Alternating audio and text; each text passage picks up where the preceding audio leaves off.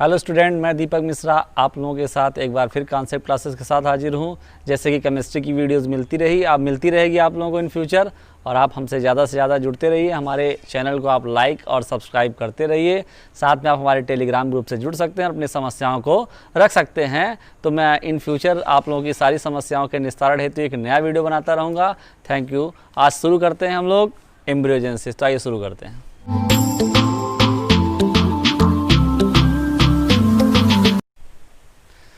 तो आइए शुरू करते हैं। एम्ब्रियोजेनेसिस क्या होता है, यानी formation of embryo. Two types cotyledons are form in seeds.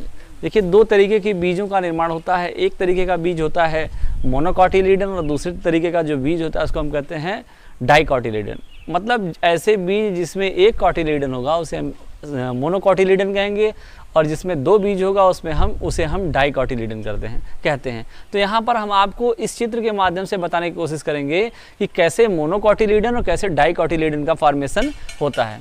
तो यहाँ पर हम इसको समझते हैं कि एम्ब्रियो जो होता है उसका डेवलपमेंट यानी डाइकॉटिलीडन में कैसे फॉर्मेशन होता है। सर्वप्रथम हम डाइकॉटिलीडन को पढ़ेंगे, फिर इसके बाद हम मोनोकॉटिलीडन को पढ़ेंगे। तो एक एम्ब्रियो जो होता है यानी आफ्टर फर्टिलाइजेशन जाइगोट का फॉर्मेशन होता है, और वही जाइगोट आगे डेवलप करके एम्ब्रियो में डेवलप होता है। तो जो एम्ब्रियो होता है, एम्ब्रियो में फर्स्टली डिवीजन होता है। जो पहला माइटोटिक डिवीजन होता है, मतलब समसूत्री विभाजन की क्रिया द्वारा एक एम्ब्रियो दो सेल्स में फॉर्म होता है। अब दो सेल्स में एक सेल टर्मिनल सेल होती है और एक सेल बेसल सेल होती है। अब यहाँ हम इसको ऐसे भी समझ सकते हैं कि यह होता है माइक्रोपाइलर पोर और ये होता है चलाजल पोल। दो पोल्स होते हैं, एक माइक्रोपाइलर रीजन होता है और दूसरा चलाजल रीजन होता है। तो यहाँ पर जो बेसल रीजन होता है यानी बेसल पार्ट होता है यह माइक्रोपाइलर रीजन होता है, जबकि जो टर्मिनल पार्ट होता है वह ऊपर की तरफ चलाजल पोल की तरफ होता है। तो चलाजल पोल जो होता है फर्स्टली डिवीजन करने के बाद यहाँ पर सस्पेंसर सेल का फॉर्मेशन करता है, और सस्पेंसर सेल जो होती हैं वह 7 to 10 की संख्या में होती हैं। मतलब जो सस्पेंसर सेल्स बन रही हैं, निलंबक कोशिकाएं बनेंगी, उनकी संख्या तकरीबन 7 से लेकर 10 तक की हो सकती है। और ऊपर जो हिस्सा बनेगा उसे हम हॉस्टीरियल सेल कहेंगे। अब यहाँ पर 7 से 10 पहली बार में सस्पेंसर्स बन गई। सस्पेंसर्स का ऊपर का हिस्सा हॉस्टीरियल सेल कहलाया, और जो सबसे नीचे का जो जुड़ा हुआ है दूसरे एम्ब्रियो के यानी बेसल सेल से जुड़ा हुआ है उसे हम हाइपोकोटाइल कहते हैं।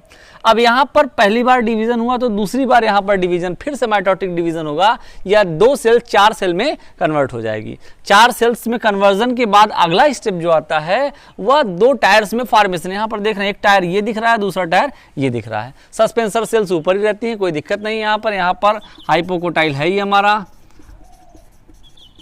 ये हाइपोकोटाइल रीजन है। यहाँ पर 2 बेसल सेल्स का फॉर्मेशन करता है, यहाँ पर 2 टायर्स का फॉर्मेशन होता है। अब 2 टायर्स बनते क्यों हैं कि एक टायर्स जो होता है जो इंटरनल पार्ट होता है, मतलब जो अंदर का टायर्स होता है वह रूट सिस्टम को डेवलप करता है यानी रेडिकल का फॉर्मेशन करता है। जो बाहर का हिस्सा होता है वह प्लेम्यूल मतलब शूट सिस्टम को डेवलप करता है। तो यहाँ एक रूट सिस्टम को डेवलप करेगा और यहाँ दूसरा शूट सिस्टम को डेवलप करेगा। अगर डाइकॉटिलीडन की बात हो रही है, चूंकि एम्ब्रियोजेनेसिस में हमको फर्स्टली डाइकॉटिलीडन के बारे में बात करना है, डाइकॉटिलीडन के बारे में करना है। डाइकॉटिलीडन का मतलब कि ऐसे बीज जिसमें 2 कॉटिलीडन हो। जब 2 कॉटिलीडन की बात होगी तो यहाँ पर ऐसी कोई स्ट्रक्चर बननी चाहिए जिससे डाइकॉटिलीडन का फॉर्मेशन शुरू हो। तो ये जो हाइपोकोटाइल जो निचला हिस्सा हुआ है, जो 2 बेसल टायर्स दिखाई दे रहे हैं, यह धीरे धीरे और फॉर्म होने लगते हैं, या धीरे धीरे हार्ट शेप स्ट्रक्चर की तरफ बनना शुरू हो जाते हैं। ये हार्ट शेप स्ट्रक्चर बनना शुरू कर देते हैं। और ये यहाँ पर हम पूरा बना नहीं रहे हैं, आपको जानकारी के लिए बता दे रहे हैं कि हमारा सस्पेंसर रीजन है। यहाँ पर हार्ट शेप बनने का स्ट्रक्चर शुरू हो जाता है। फिर अगली पोजीशन में यह और कायदे से मतलब ब्रीफली हार्ट शेप स्ट्रक्चर बन जाती है। ये ब्रीफली हार्ट शेप स्ट्रक्चर बन जाती है, और यहाँ पर ऊपर सस्पेंसर सेल्स बनी रहती हैं। अब यहाँ पर जो अगला हिस्सा होता है 2 कॉटिलीडन बनने हैं। यहाँ पर 2 कॉटिलीडन बनने हैं, तो 2 कॉटिलीडन इजी गोइंग में बन जाएंगे। इस तरीके से 2 कॉटिलीडन का फॉर्मेशन हो जाता है। इस तरीके से एक कॉटिलीडन ये हो गया, दूसरा कॉटिलीडन ये हो गया। अब यहाँ पर ये हिस्सा जो होता है इसे हम कहते हैं हाइपोकोटाइल।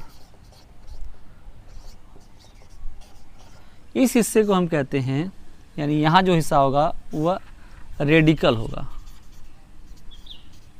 और ये हिस्सा होगा प्लीम्यूल। ये हिस्सा जो थोड़ा सा दिखाई देता है यहाँ पर, इसको हम कहते हैं रूट कैप।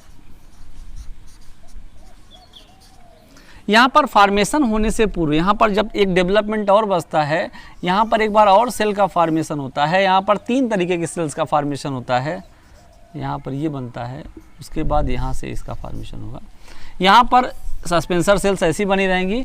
यहाँ पर 3 सेल का फॉर्मेशन, 3 लेयर्स बनेंगी। 3 लेयर्स में जो सबसे आउटर मोस्ट लेयर होती है उसे हम डर्मेटोजन कहते हैं। यहाँ पर डर्मेटोजन बनने के बाद जो दूसरा पार्ट बनता है इसको हम मेरिस्टेम कहते हैं। डर्मेटोजन सेल्स जो होती हैं दे फॉर्म द एपिडर्मिस। ये एपिडर्मिस का फॉर्मेशन करती हैं, एपिडर्मिस का फॉर्मेशन करती हैं, जबकि मेरिस्टेम जो होता है वह मेरिस्टेमेटिक टिश्यू का फॉर्मेशन करता है, मतलब जाइलम और फ्लोएम का फॉर्मेशन करता है। जबकि कैम्बियम सेल्स जो होती हैं, अंदर कैम्बियम, बहुत सारी कैम्बियम सेल्स होती हैं जो इंटरनल पार्ट को डेवलप करती हैं। तो इस तरीके से यहाँ पर हार्ट शेप स्ट्रक्चर का डेवलपमेंट होता है, यानी डाइकोटिलीडन बनने का फॉर्मेशन शुरू हो जाता है।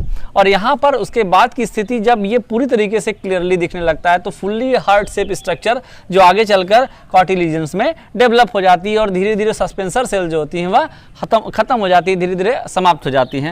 तो यहाँ पर मेन स्ट्रक्चर रूट कैप बनता है, radicles becomes root system and plumule becomes shoot system. मतलब हमारे यहाँ जो तना का विकास होता है वो प्लीम्यूल से होता है, जबकि रेडिकल जो होते हैं वह जड़ों का विकास करते हैं। हाइपोकोटाइल जो होता है वो स्पेसियस पार्ट होता है जो वहाँ पर इन सब चीज़ों को मैनेज करने का कार्य करता है। तो इस तरीके से हम डाइकोटिलीडन का स्ट्रक्चर समझ चुके हैं। आप लोग बच्चों, मैं आप लोगों से एक रिक्वेस्ट करता हूँ, तो चाहे आप इसको स्क्रीनशॉट लेकर समझ सकते हैं। डाइकोटिलीडन के बाद हम बात करते हैं मोनोकोटिलीडन्स की। तो मोनोकोटिलीडन्स में बनने का फॉर्मेशन वही होता है कि एम्ब्रियो जो होता है वह फर्स्टली माइटोटिक डिवीजन करता है, सेकेंडली माइटोटिक डिवीजन करता है और थर्डली, मतलब यहाँ पर टेट्राड का फॉर्मेशन, टेट्रा सेल्स का फॉर्मेशन होता है, ऑक्टेट सेल का फॉर्मेशन होता है, यानी 1 से 2 कोशिकाएं, 2 से 4, 4 से 8 कोशिकाओं का फॉर्मेशन होता है। यहाँ तक सब चीज़ें लगभग समान होती हैं। ऑस्टेरियल सेल्स बनती है, सस्पेंसर बनता है, हाइपोकोटाइल बनता है, यहाँ पर ये सारी चीज़ें अब तक समान रहती हैं। लेकिन जब हम बात करते हैं मोनोकोटिलीडन के शीड फॉर्मेशन की, यानी एम्ब्रियो फॉर्मेशन की बात करते हैं, तो यहाँ पर स्थितियाँ कुछ बदल जाती हैं। इंडोस्पर्मिक पार्ट ज़्यादा बड़ा मिल जाता है हमको और एक विशेष प्रकार की लेयर से ढका होता है, that is known as aleurone layer. एक प्रकार का प्रोटीन होता है जो इसको प्रोटेक्शन देने के साथ साथ प्रोटेक्शन देने का काम करता है।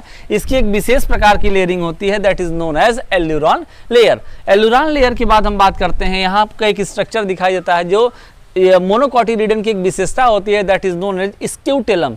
स्क्यूटेलम के बाद जो दूसरी स्थिति आती है कॉलियोप्टाइल की आती है और यहाँ पर प्लीम्यूल बनता है। प्लीम्यूल को आपको पता है, मैंने बताया था कि plumule becomes shoot system after then radicle becomes root system. तो यहाँ पर रेडिकल का फॉर्मेशन आता है और एक कोलियोराइजा जो होता है ये एक विशेष प्रकार की संरचना जो मोनोकोटिलीडन की एक विशेषता होती है, यहाँ पर ये फॉर्म होता है। इस तरीके से हमें समझ सकते हैं। यहाँ पर ये जो एंडोस्पर्म होता है 3N होता है।